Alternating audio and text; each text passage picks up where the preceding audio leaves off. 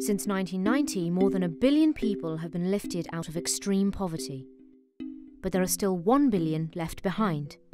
Of these, there are people that anti-poverty programs have failed to reach: the ultra-poor. The ultra-poor are the poorest women in the poorest villages in the poorest countries in the world. Every poverty reduction program you can think of, from microfinance to training to schooling, has failed to reach this population. But we don't know whether they're stuck there because they are unable to move to other occupations or because they face barriers.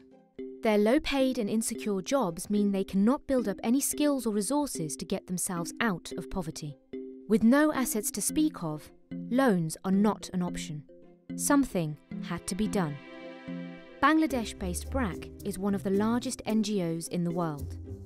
Their programme, targeting the ultra-poor, provides hands-on training and resources such as livestock to women in some of the poorest rural communities. Their plan is to enable these ultra-poor women to grow themselves out of poverty. But at a cost of $280 per person over 2 years, people are rightly asking, does it work? A group of economists have partnered with BRAC to find the answers, using what economists call a randomised controlled trial. BRAC identified some of the poorest regions in the country. Much like a medical trial, communities within those regions were randomly selected.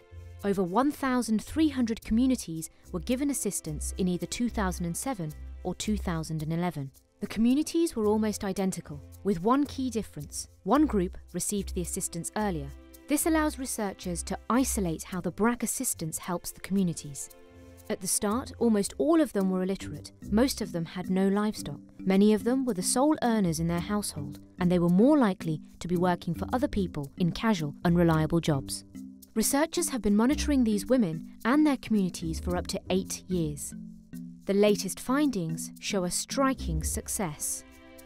We've been looking at these women for over 7 years now. We started back in 2007 when the program was first implemented, and they're now permanently employed with these productive assets, either the cows or the land which they've accumulated. So they have access to stable earnings, and with stability comes better nutrition, as well as opportunities to move further up the ladder.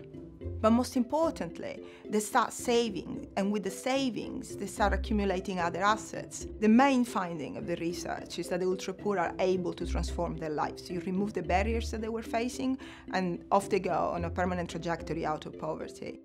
The return we find to be 20% per year on average, which is considerably higher than the 5% that you would get if you were to put the same amount of cash in a savings account. We take the great ideas that policymakers have and combine it with the research method that really tells you whether that idea works. And once you know whether it works, you can go around applying it in other settings. So in this way, we're not just changing the life of the ultra-poor in Bangladesh, but we're trying to reach all the ultra-poor in every country of the world.